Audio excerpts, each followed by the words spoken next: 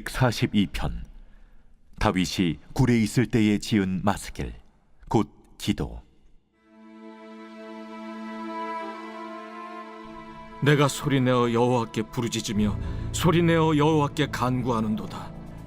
내가 내 원통함을 그의 앞에 토로하며 내 우환을 그의 앞에 진술하는도다. 내 영이 내 속에서 상할 때에도 주께서 내 길을 아셨나이다. 내가 가는 길에 그들이 나를 잡으려고 울무를 숨겼나이다. 오른쪽을 살펴보소서. 나를 아는 이도 없고 나의 피난처도 없고 내 영혼을 돌보는 이도 없나이다. 여호와여, 내가 주께 부르짖어 말하기를 주는 나의 피난처시요 살아있는 사람들의 땅에서 나의 분깃이시라 하였나이다. 나의 부르짖음을 들으소서. 나는 심히 비천하니이다.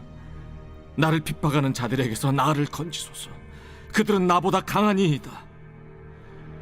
내 영혼을 옥에서 이끌어내사 주의 이름을 감사하게 하소서. 주께서 나에게 갚아주시리니 의인들이 나를 두르리이다.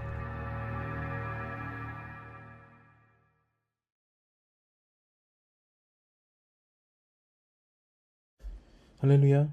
오늘 우리에게 주신 하나님의 말씀은 시편 142편 1절부터 7절까지 말씀입니다. 오늘 말씀의 제목은 내 길을 아시는 주님입니다. 저는 중학교 1학년 때 따돌림을 당한 적이 있습니다. 친한 친구라고 생각했던 아이들도요, 모두 아이들이 계획한 장난에 함께해서요, 제가 마치 놀잇감이 된 느낌이었던 적이 있죠. 돌이켜 생각해보면 별것 아닌 일일지 모르겠는데요, 이런 거였습니다. 제 짝이 저한테 이제 물어본 거예요. 2학기 반장 선거에 나갈 생각이 있냐고. 그 물어봤던 질문이 이제 시작이었습니다. 저는 별 생각 없이 뭐 나갈까? 이렇게 한마디 했는데요. 그걸로 제 짝을 비롯한 아이들이요, 저를 놀리려는 계획을 세웠습니다. 아이들이 전부 짠 거예요. 저를 반장으로 뽑겠다고 해놓고 정작 반장 선거에 출마한 저에게 망신을 주려는 게 그 계획이었습니다. 그것도 모르고 저는 그 장난에 놀아나가지고요, 우리 반 아이들이 나를 반장으로 뽑으려고 하는구나. 기대를 저버리지 말고 정말 좋은 반장이 되어야겠다 라는 그런 순진한 생각을 하게 됐습니다. 만나는 애들마다 야, 네가 반장이야. 나는 너를 뽑을 거야. 네가 꼭 출마해야 돼. 뭐 이런 이야기를 했거든요. 그런 상황 가운데서요, 이제 반장 선거 날이 되었고 이제 투표를 하게 되었습니다.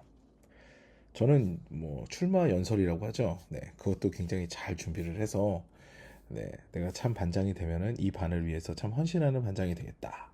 이렇게 잘 이야기를 하고 나왔어요. 그리고 저는 당연히 제가 선출될 줄 알았죠. 그런데 다른 아이가 반장과 부반장이 되고요, 5명의 후보 중에서 저는 3등을 하게 되었습니다. 아이들이 왜 마음이 바뀌었을까? 분명히 나한테 반장이라 그랬는데. 그리고 아이들은 오히려 이 결과에 실망하는 것 같았어요. 제가 꼴찌를 했어야 되는데 3등을 하게 됐으니까 아이들도 좀 이상한 그런 표정이었어요. 그때까지만 해도 저는 아이들이 뭔가 자기들이 계획을 이렇게 세웠고 그리고 나를 놀리려고 했다라는 것을 알아채지 못했습니다. 그저 이 상황이 왜 이렇게 됐을까? 그게 의문만 들었죠. 근데 반장 선거가 끝나고 난 다음에 제가 이제 지금 좀 낙심한 표정으로 자리에 앉아 있으니까요, 정말 친한 친구 몇 명이 저한테 찾아왔습니다. 조심스럽게 왔어요. 그러면서 이런 이야기를 하는 거죠. 아이들이 짰다. 근데 대세에 따라서 너한테 이렇게 말을 해줄 수가 없었다. 애들이 막 우리를 압박했다. 그래도 나는 너한테 표를 던졌다. 라는 그런 이야기를 하더라고요. 그때는요, 저 자신이 막 속았다, 그리고 놀아났다 이런 생각 때문에 너무 창피해가지고요, 친구들도 원망스러웠거든요. 근데 돌이켜 생각해보니까 그 친구들 입장에서는 그래도 저에 대한 의리를, 최소한의 의리를 지킨 거라는 그런 생각이 들었습니다. 고맙더라고요. 만약 그 친구들까지 없었다면 저는 정말 절망에 빠졌을 것 같습니다. 이 사건을 기점으로 저는 몇 가지 변화를 경험했습니다. 성격은 보다 더 내성적으로 바뀌었고요, 사람을 좋아하지 않았어요. 저의 인간관계 스펙트럼은요, 굉장히 좁아졌고요, 교회에서와 학교에서의 모습이 전혀 다른 그런 아이가 되었습니다. 그게 저의 생존 방법이 됐어요.